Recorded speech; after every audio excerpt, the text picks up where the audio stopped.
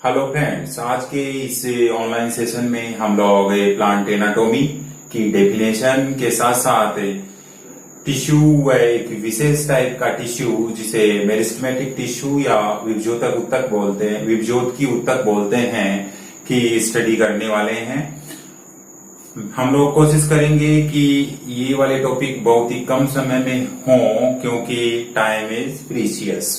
तो हम लोग बात करेंगे प्लांट एनाटॉमी की सबसे पहले डेफिनेशन की। तो डेफिनेशन में आपको 2 पॉइंट ध्यान रखने हैं। एक तो ध्यान रखना है पादप की आंतरिक संरचनाओं का और दूसरा संगठन का। एनाटॉमी में हम पढ़ते हैं सबसे पहले डेफिनेशन। तो डेफिनेशन में 2 बिंदु आप ध्यान रखेंगे। सबसे पहले आंतरिक संरचना और साथ ही साथ संगठन। तो डेफिनेशन बन जाएगी क्या कि वनस्पति विज्ञान की वह शाखा जिसमें पादप की आंतरिक संरचना व संगठन का अध्ययन किया जाता है उसे हम प्लांट एनाटॉमी या पादप शारीरिकी कहते हैं। आंतरिक संरचना का जब भी हम अध्ययन करते हैं तो सेक्शन कटिंग करते हैं, तो विशेष ध्यान रखेंगे आप कि सेक्शन कटिंग कर लेंगे और सेक्शन कटिंग टीएस और एलएस, ट्रांसवर्स सेक्शन और लॉन्गिट्यूडिनल सेक्शन, 2 प्रकार की सेक्शन कटिंग होती है जिनको हम प्रैक्टिकल में देखते हैं। तो वापस से मैं बोलना चाहूंगा कि वनस्पति विज्ञान की वह शाखा है जिसमें पादप की आंतरिक संरचना और संगठन का अध्ययन किया जाता है। आगे चलते हैं। Father of plant anatomy. Plant anatomy के फादर बोले जाते हैं एन ग्रू। इसी के साथ father of Indian plant anatomy, तो father of plant and Indian plant anatomy के ए चौधरी। तो ये 2 फादर आपको ध्यान रखने हैं। एन ग्रू जिसे प्लांट एनाटॉमी का फादर कहते हैं और इंडियन प्लांट एनाटॉमी का फादर है के ए चौधरी। तो फादर किसे कहते हैं? किसी भी फील्ड में एक्सटेंसिव रिसर्च करता है और उसको एक ब्रांच के रूप में एस्टैब्लिश करता है तो उसे हम फादर बोलते हैं। हम कई बार बात कर चुके हैं। अब जब हम लोग आंतरिक संरचनाओं की बात करते हैं तो इंटरनल संरचनाओं में जैसे ही हमने सेक्शन कटिंग की तो सेल्स का हमें समूह दिखता है, ग्रुप दिखता है जिसे हम टिश्यू कहते हैं। तो हम लोग पढ़ेंगे अब टिश्यू या ऊतक। तो सेल्स का समूह है टिश्यू कहलाता है, लेकिन उसकी 3 कंडीशन है। उसी सेल्स के समूह को हम टिश्यू कह सकते हैं जिनकी सेल्स उत्पत्ति, आकृति और कार्य इन तीनों में समान हो। तो डेफिनेशन क्या हो? समान हो।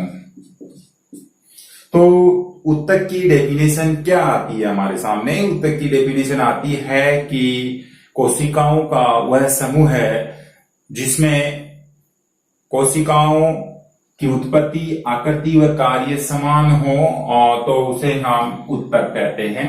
जो ये टिश्यू वर्ड है जो दिया गया वो एन ग्रू द्वारा ही दिया गया, तो ये शब्द जो है वो दिया गया है एन ग्रू द्वारा। तो आप लोग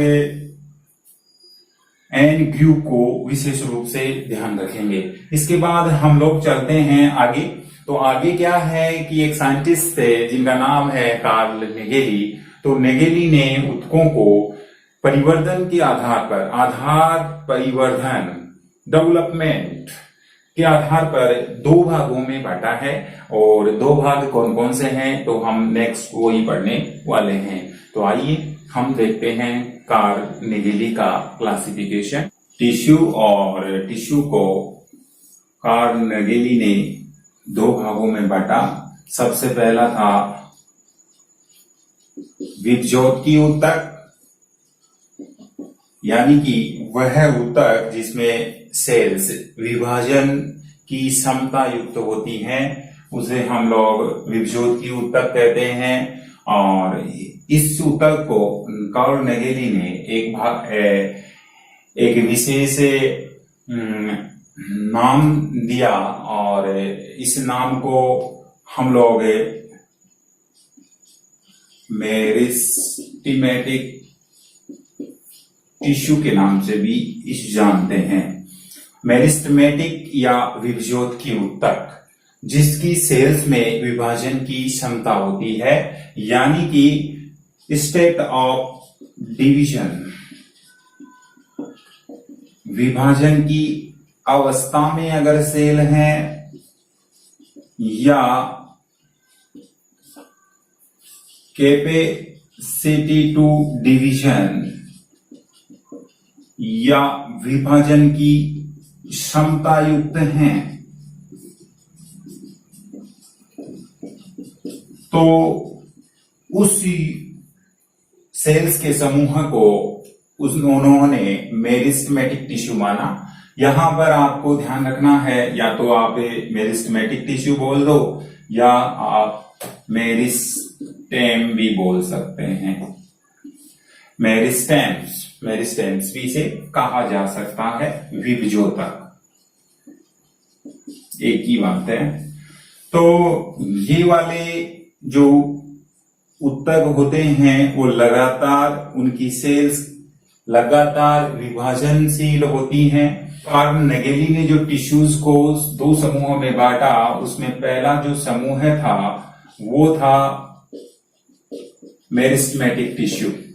आधार हम पहले ही बात कर चुके हैं, परिवर्धन के आधार पर।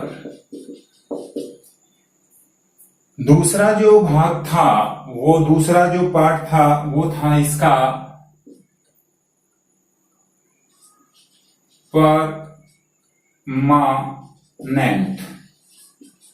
परमानेंट टिश्यू, जिसे बोलते हैं स्थायी ऊतक। स्थायी ऊतक क्या होता है कि इस ऊतक की सेल्स अपना पूरा विभाजन कर चुकी होती हैं, विभाजनशील नहीं होती हैं। तो विभाजन की क्षमता इस प्रकार की ऊतक की सेल्स में नहीं होती है, विभाजन की क्षमता नहीं होगी, यानी कि इसे हम कह सकते हैं कि यह एक प्रकार का परिपक्व ऊतक है। तो इसे हम बोलेंगे परिपक्व ऊतक। तो ये क्वेश्चन जो मोस्टली कॉम्पिटिटिव एग्जाम्स में आता रहता है वो ये है कि अगर सेल्स विभाजन की क्षमता युक्त नहीं है तो उनका विभाजन रुका हुआ होता है, और कौन सी अवस्था, सेल साइकिल की कौन सी अवस्था में विभाजन रुका होता है, तो आपको ध्यान रखना है जीवन अवस्था में विभाजन रुका होता है। तो ये क्वेश्चन आता रहता है कि परमानेंट टिश्यू की जो सेल्स होती हैं वो कौन से अवस्थाओं में रुकी होती हैं, कौन सी सेल साइकिल की कौन सी अवस्थाओं में उनमें विभाजन रुका होता है। तो ग्रोथ फेज जो फर्स्ट होती है उनमें उस अवस्था में विभाजन रुका होता है। तो एक बात यहां से निकल करके सामने आ रही है कि ये परिपक्व है तो ये अपरिपक्व है, तो इसे हम अपरिपक्व ऊतक भी कहते हैं। अपरिपक्व ऊतक भी इसे कहा जाता है। तो ये है कार्ल नेगेली का ऊतकों का दो समूह में बांटा गया चार्ट, जिसको आपको बिल्कुल ध्यान रखना है, क्लियर रखना है माइंड में। अब हम लोग स्टार्ट करने वाले हैं मेरिस्टेमेटिक टिश्यू। जो पहला टिश्यू हम पढ़ने वाले हैं वो होगा विभज्योत ऊतक या मेरिस्टेम्स। तो आइए देखते हैं मेरिस्टेम या मेरिस्टेमेटिक टिश्यू के लक्षण या विशेषताएं। अगर परमानेंट टिश्यू को हम और ज्यादा देखें तो परमानेंट टिश्यू 3 टाइप के होते हैं, जो कि आपको इस कंसेप्ट को माइंड में रखना है। पहला है सिंपल टिश्यू। सिंपल टिश्यू को कहते हैं साधारण ऊतक। दूसरा टिश्यू है कॉम्प्लेक्स टिश्यू। कॉम्प्लेक्स टिश्यू को कहते हैं जटिल ऊतक। और तीसरा जो है स्पेशल टाइप टिश्यू। विशिष्ट प्रकार का ऊतक।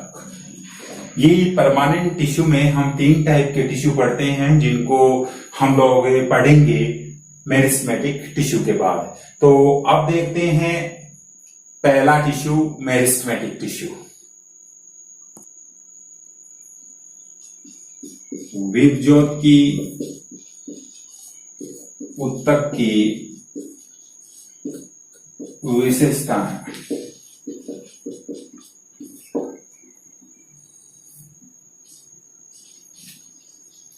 Characteristics of meristematic tissue. तो मेरिस्टेमेटिक टिश्यू की क्या क्या विशेषताएं होती हैं वो हम देखने वाले हैं। तो पहली विशेषता यही है कि यह जो टिश्यू जिन सेल्स से मिलकर बना होता है वो विभाजन की अवस्था में होती है। हम लोगों को ध्यान रखना है कि विभाजनशील सेल्स, ये जो बना होता है वो विभाजनशील कोशिकाओं से मिलकर बना होता है, अपरिपक्व कोशिकाओं से मिलकर बना होता है। अपरिपक्व का मतलब है जिनमें परिपक्व होने की कैपेसिटी है, तो अपरिपक्व सेल से मिलकर बना होगा। और विभाजनशील जिन्हें हम कह सकते हैं या तो विभाजनशील उसमें सेल होंगी या स्टेट ऑफ डिवीजन, उन सेल्स में विभाजन की क्या होगी, अवस्था चल रही होगी। तो इसे हम कह सकते हैं विभाजन की अवस्था में सेल्स होंगी। दूसरी बात, हम लोग चलते हैं अब बाहर से सेल्स। तो इस प्रकार का जो बनने वाला टिश्यू है वो फर्स्ट ऑफ ऑल बनता है, सबसे पहले बनता है तो जो सेल्स का समूह होगा उस समूह को हम टिश्यू बोलेंगे। और उस टिश्यू जो होगी सेल्स वो काफी पास होंगी, तो ये ऊतक कैसा हो जाएगा, सघन ऊतक है एक प्रकार का। सघन ऊतक का मतलब ये है कि सेल्स उसमें पास पास होती हैं। तो यहां पर हम कह सकते हैं कि इंटरसेल्यूलर स्पेस क्या होगा, अब्सेंट होगा। सेल्स के बीच जो अवकाश होता है, स्पेस होता है, वो अब्सेंट होता है। दो वर्ड आप ध्यान रखें। इंटर का मतलब होता है बिटवीन,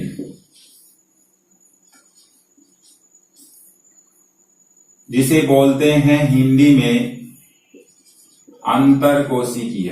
और दूसरा आता है इंट्रा, जिसे बोलते हैं इनसाइड, अंदर की ओर। सेल के अंदर की ओर बात करेगा तो इंट्रा वर्ड यूज करेगा, और सेल के अगर बीच के स्पेस की बात करेगा तो वह इंटर यूज करेगा। इनसाइड यानी जिसे हिंदी में बोलते हैं अंत है। तो विभाजनशील सेल से मिलकर बना होगा। सेल्स का समूह है जो होगा वो टिश्यू कहलाएगा, और उसमें सेल्स सघन रूप से व्यवस्थित रहेंगी। उसके बाद हम बात करते हैं कि जो सेल्स हैं उन सेल्स में प्राइमरी सेल वॉल ही प्रेजेंट होगी। प्राइमरी सेल वॉल प्रेजेंट है, और जो प्राइमरी सेल वॉल प्रेजेंट है वो कैसी है, पतली है और लचीली है। दो विशेषताएं उसकी ध्यान रखनी है, पतली और लचीली होती है। साथ ही साथ ये जो सेल वॉल है वो सेल्यूलोज की बनी होती है, क्योंकि अभी सेल केवल बन रही हैं, विभाजन की उसमें क्षमता है तो बन ही रही हैं, तो केवल ओनली प्राइमरी सेल वॉल ही होती है मेरिस्टेमेटिक टिश्यू में, विभज्योतकी उत्तक में। और इसी के साथ सेकेंडरी सेल वॉल absent होती है। सेकेंडरी सेल वॉल नहीं पाई जाएंगी क्योंकि अभी उत्तक बना ही है। फर्स्ट ऑफ ऑल बनने वाला टिश्यू यही होता है। उसके बाद हम देखते हैं कि जो सेल के बाहर से अंदर की ओर चलेंगे, जब हम इसकी कैरेक्टर देखेंगे तो नंबर 4 पॉइंट हम लिख सकते हैं कि इसमें अगर सेल को देखा जाए तो इसका कोशिका द्रव्य सघन होता है। सघन का मतलब है गाढ़ा, क्योंकि सेल अभी बनी ही है, उसमें जो भी मैच्योरेशन होना होगा वो अभी बाकी है। तो कोशिका द्रव्य इसका कैसा होता है? सघन होता है। इसी के साथ साथ सेल का जो मेटाबॉलिज्म है, मेटाबॉलिज्म वो क्या होगा? मेटाबॉलिज्म स्लो होगा या तेज होगा? क्योंकि इमेच्योर सेल है, अपरिपक्व है, तो मेटाबॉलिज्म फास्ट होगा। तो मेटाबॉलिज्म कैसा होता है? फास्ट होता है। एक बार आप स्क्रीनशॉट लेना चाहें तो ले सकते हैं। अब हम देखते हैं नेक्स्ट। जो विभज्योतक सघन टिश्यू है उसकी जो सेल्स होती हैं वो छोटी और समव्यासी होंगी, क्योंकि अभी अभी बनी ही हैं। हम लोग पहले ही बात कर चुके हैं कि सबसे पहले बनने वाला टिश्यू है। तो एक पॉइंट और निकल के ये आता है कि इनमें किसी प्रकार का रिजर्व फूड नहीं होगा। मेटाबॉलिज्म जो है वो फास्ट है, अभी रिजर्व फूड बना नहीं है। सेल स्टेट ऑफ डिवीजन या कैपेसिटी ऑफ डिवीजन रख रही हैं, तो हम लिख सकते हैं रिजर्व फूड क्या रहेगा? एब्सेंट रहेगा। ये पॉइंट आपको ध्यान रखने हैं। पहले आपको सेल्स को ग्रुप में करना है, फिर आपको देखना है कि उस ग्रुप की सेल्स की क्या क्या विशेषता हैं, और फिर आपको देखना है कि उनका मेटाबॉलिज्म, उनका रिजर्व फूड देख लेना है। इसी के साथ साथ अब अगर देखा जाए कि उसके सेल ऑर्गेनल्स कैसे होंगे, तो जब सेल इनिशियल स्टेज में है, और इनिशियल स्टेज में होने की वजह से जो वेक्यूल्स है, वेक्यूल्स को हम क्या बोलते हैं? रिक्तिकाएं। Characteristics features of plant cell. Plant cell की सबसे जो मोस्ट इंपोर्टेंट कैरेक्टर है वो ये है कि वेक्यूल्स। तो वेक्यूल्स इसमें एब्सेंट रहेंगी क्योंकि वेक्यूल्स अभी बनी ही नहीं है। इसी के साथ नेक्स्ट पॉइंट की अगर बात करें तो आपको सेल ऑर्गेनल्स का ध्यान रखना है, और सेल ऑर्गेनल्स में सबसे पहले न्यूक्लियस, और न्यूक्लियस के बाद आपको ध्यान रखना है प्लास्टिड, प्लास्टिड यानी लवक, और लवक के साथ आपको ध्यान रखना है 2 सेल ऑर्गेनल्स और माइटोकॉन्ड्रिया, और साथ ही साथ ER। जो इसका न्यूक्लियस होगा सेल्स का वो बड़ा होगा, क्योंकि सेल इनिशियल स्टेज में है और अभी सेल ऑर्गेनल्स डेवलप ही हो रहे हैं, तो न्यूक्लियस बड़ा है, इसका जो कंट्रोल रूम है वो बड़ा होता है। प्लास्टिड होते ही नहीं है, या होते हैं तो प्रोप्लास्टिड फॉर्म में होते हैं, बनने की शुरुआती अवस्था में होंगे। इसी के साथ माइटोकॉन्ड्रिया और ER की विशेषता ध्यान रखनी है कि इनकी इंटरनल स्ट्रक्चर यानी आंतरिक संरचना पूर्ण विकसित नहीं होती है। आंतरिक संरचना पूर्ण विकसित नहीं होती है।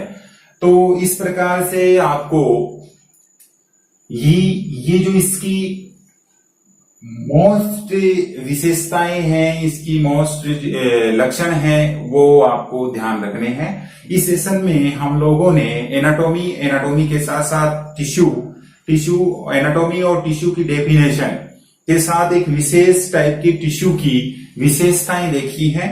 विशेषताएं देखते वक्त आप सेल का एक प्रारूप ध्यान रखेंगे और उसी के अनुरूप पॉइंट्स में इसके कैरेक्टरिस्टिक्स फीचर्स को आप बताएंगे। हम लोगों ने कोशिश की है कि कम समय में इस टॉपिक को क्लियर किया जाए। आप लोग इसी प्रकार से वीडियो को देखते रहिए।